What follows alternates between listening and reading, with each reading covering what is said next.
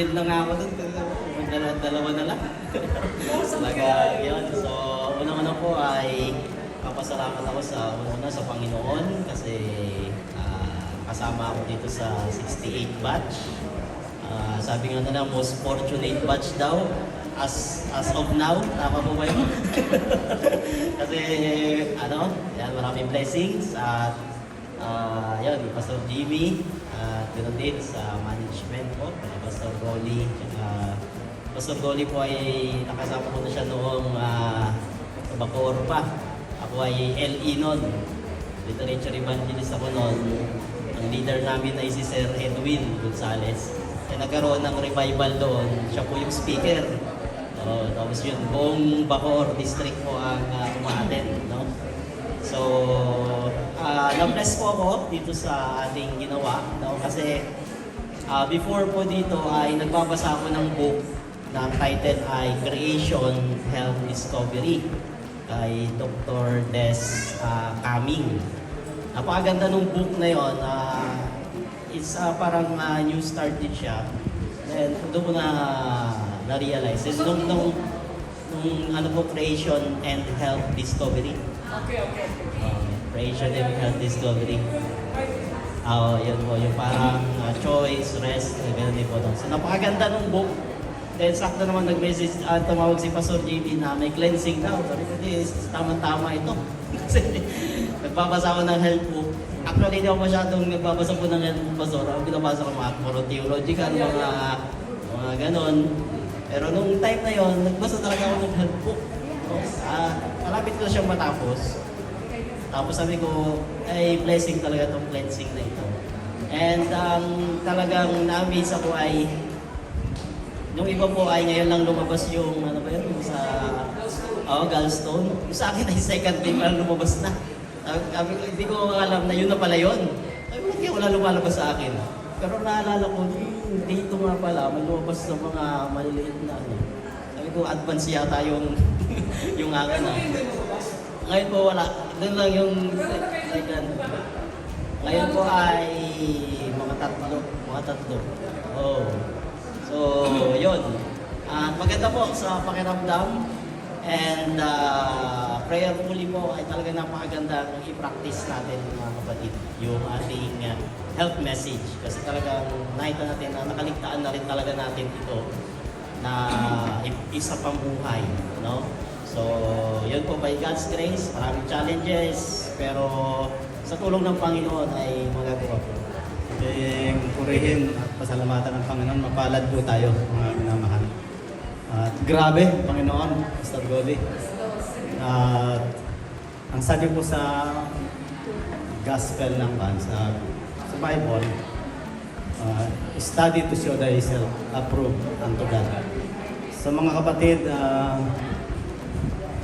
hindi sa pan po ngayon ay talagang marami akong natutunan.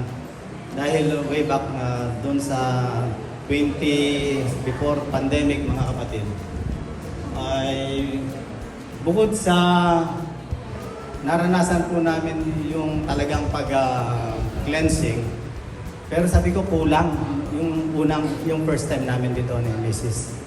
Bakit po? Kasi noon, mula sa pagdating sa gate pa lang, yung 5 nakalagay po diyang mga speaker, yung sound. Walang tigil po yung music na heritage. Ano po? Pero itong pagdating namin dito ngayon, sa second time, ay wala. Sabi ko, walang music. Pero I was blessed mga kapatid. Noon may enema, ngayon meron ding ininom na yung oil. Pero ngayon ko po naranasan yung nakita, yung sinala ko 2 beses eh. Ano po, kanina 12 o'clock, 25 minutes. Ginalod ko pa nga. Pangalawa, bumalik ako sa CR. Marami pong lumabas. Yung una at pangalawa. Yung mga bato. Nandun po sa tissue sa bag ko. Ano po? Babaunin ko yun pa-uwi. Nasa tissue, pinicturean ko yun. Ilang picture nandito sa cellphone. Kaya praise the Lord kasi sabi nga ni Mrs., anong pakiramdam mo? Marami po siyang sinasabi sa akin. Bagamat ako po ay retirable pastor na ngayon. By next month, March. Ano po?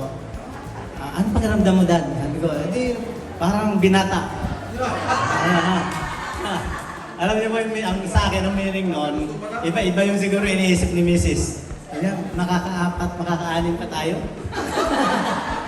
Ang sa akin po ay yung lakas. Ay bumalik yung energy nung pagka-binata. Kasi kami ni na pastor po ang Cavite Mission, nakapagbaler pa po kami nung 2 weeks ago. Kasama si na Sister Grace, na Ma'am Grace. Eh sabi ko, mamamasyal pa tayo dun sa falls. Ano po? Ibig sabihin mga kapatid, yung energy, yung lakas ng katawan ay, kasi ang totoo mga kapatid, Pastor, I was operated twice. Ano po? Before pandemic, 2015, sa heart. Si Dr. Miguel, ang doktor ko, sa heart. I was operated doon sa 2015 po yon. Yung pangalawa, 2020, dito na po sa district ng Can. Diyan sa may Puting Kahoy. Pero mga kapatid, 12 kinds of medicine, drugs. Narinig ko ba po, pinag-aralan natin yung drugs sa lecture ni kaibigan natin, si Brother Army. Ano po? Kasi 1988 pa lang, kilala ko na po yung mag-asawa, magkaibigan na kami. Ano po? Tayo nakikita na rin. Si Ma'am Meli, yung Ma'am Melchi ay kabatch ko na yan sa PUC pa. Tsaka yung mga master guide na yan, mga PLA. So yung mga gawain natin, pati canvassing work,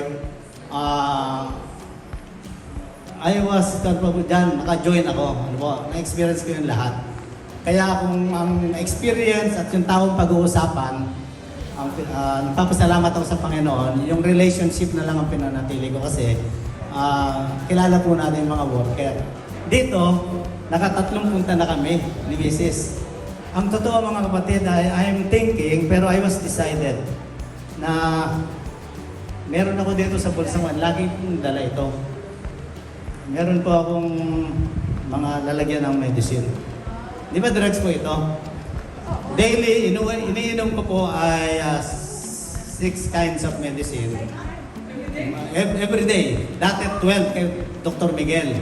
Kay Doc Lapos, sa Medical City, sa South, dito sa malapit sa Parliament, ay 6 na lang. Magkaibigan po sila, yung mga heart doctor, mga doktor po. Ang akin pong iniisip ay I thank the Lord because yung mga wisdom ay dumating. Kasi even though I'm a pastor, ang akin pong masasabi ay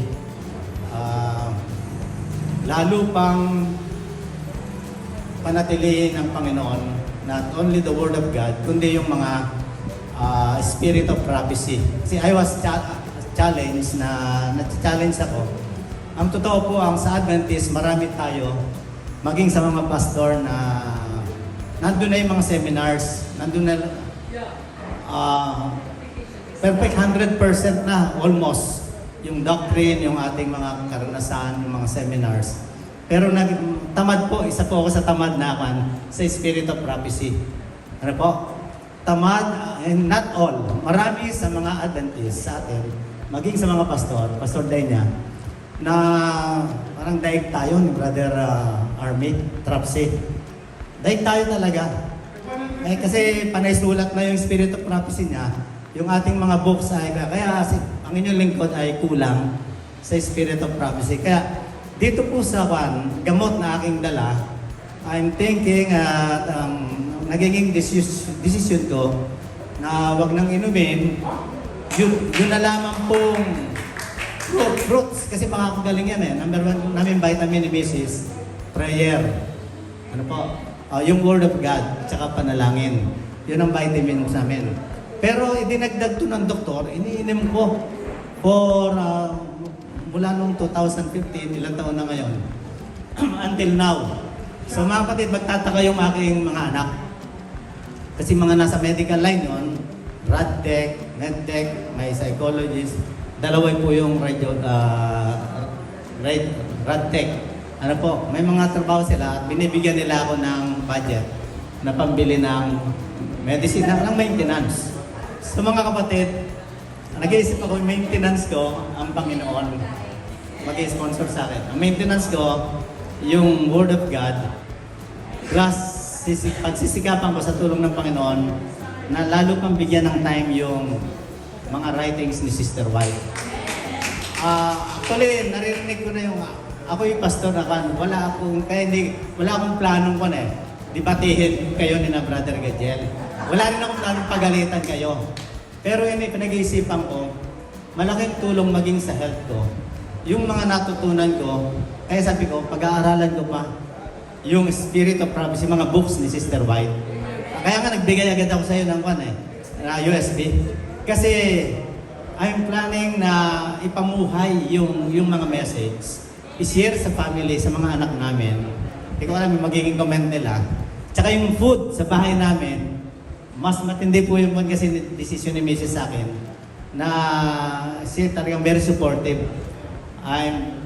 I praise the Lord kasi binigyan ako ng wife na very supportive sa gawain. Pero alam po nyo, ako yung positive, siya yung negative. Sa amin daily, yung sulat dito ni Brother Trapsy, ito po yung mga karanasan ni Mrs. Stressful yan sa bahay, si Mrs. Tsaka depressed palagi yan. Pero pag babasahin mo itong page 375, Diets and Foods. Bagamat aalisin natin yung marami sa bahay, sa tahanan, tuturo natin sa mga bata. Hindi ka na may stress, hindi ka madidepress kasi nandun yung talagang solusyon sa mga depressed. Alam niyo mga kapatid, may naalala ko yung the best thing in life is Free. Kaya sabi ko, grabe ang Panginoon mga kapatid. Di ba tayong lahat makakapagpatotoo? Wala naman tayong ginastos, nandito tayo. Free 4 days, everything. Free juices, free food, free air, free sunlight, free tulugan, free rental. Lahat, free lecturer, free yun pong ating t-shirt. O free lahat, yung buhay na sa atin, ang Panginoon talaga. Pag tinignan niyo yan, nature's free. Kaya nandiyan na lahat ang gamot sa atin. Wala tayong gastos mga kapatid. Kaya nandiyan maraming pang free. Nandiyan yung pagkain, maraming bread dyan, maraming free din yan. Mamaya, So mga kapatid, ang Panginoon, purihin natin. Salamat sa Kanya, salamat sa team, salamat kay Brother Gadiel, sa Malinay family. Matagal na rin namin silang kaibigan. At salamat sa family, Pastor Goli. Sa mga wisdom, yung enthusiasm, dynamic ang presentation, ang ganun po yung gusto kong mga pastor galing sa Mindanao. Kasi pag tinitingnan ko yung mga pastor natin dito, ay sabi ko, ay talagang alive, si Pastor Goli. At ako mga kapatid ay natutuwa, nagpapasalamat sa Diyos. At nagkasama-sama tayo dito. Kaya yun na lang po yung gusto kong sabihin, na napakabuti ng Diyos sa atin. At for 4 days, hindi ko po, walang bawas. Yung dala kong dito, maintenance. Magugulat siguro yung mga anak ko sa Manila. Ba't di mo ininom? Ba't di ka naiinom niyan? Kasi napatunayan ko, mga kapatid, maging yung aking pakiramdam ay healthy, malakas. Hindi naman ako nangihina. Ang Diyos ang nagsusustain. And God will provide, hindi lang po sa akin, sa family, maging sa ating lahat. May the Lord bless continue to bless the family Malinay at kayo, Pastor, lahat, family, at tayong lahat. Pastor Ramirez, thank you na nagkasama-sama tayo. Tahimik lang po ako dun sa Cavite Mission. Sa room, magkakasama kami sa office. Si Pastor Ramirez, Pastor Bakdayan. Sabi ko, alam ko na yun. Yung lugar, alam ko na rin yung gagawin doon. Pero sabi ko, Pastor, sama ako, sabi ni Kan. Kasi magbibilang ng listahan kung ilan ang pupunta. Pastor, sama kami dyan. Kami ni Brother Mon Rojas. At napakabuti ng Diyos. Gayon din na ilagay sa department si Pastor Ramirez sa health and family. Kaya ito po makakatulong. Hindi lamang ipapractice at isi-share. Ano po? Wala po akong district ngayon, pero magkakaroon kami ng lakad sa Boracay. I'm planning to share this doon sa mga relative ni Mrs. sa Aklan. Kasi I was requested to be a family and health lecturer doon. Kaya mga kapatid, ang prayer ko ay practice ko muna ito for 1 month. Kasi by June, nasa Aklan po kami sa Boracay. Yun po, libre din yun sa mga pastor, mga kapatid. Yan po. Kaya ang Diyos napakabuti. Napakabuti ng Panginoon. At may lakad pa po yung mga pastor. Kaya sabi ko, bigyan lang ako ng buhay, kalusugan, yung lakas, at makakagawang mabuti. Marahil sa publishing department, kasi ginawa po ako ng Cavite Mission, hindi ko naman po ito in-applyan mula sa district. Ngayon ay CM Chaplain, especially doon sa Department of Publishing and Publishing. So Pastor Jimmy, nagpalain tayo ng Panginoon magkakasama sa gawain at maging sa canvassing, encourage natin, pagpe-pray natin ang mga retired and active canvassers ngayon, literature evangelists. Ano po? At ating i-assist sila para lahat tayo hanggang doon sa langit na bayan, sa Beulah Land, ay mag-asama-sama mga kapatid. So, pagpalain po tayo ng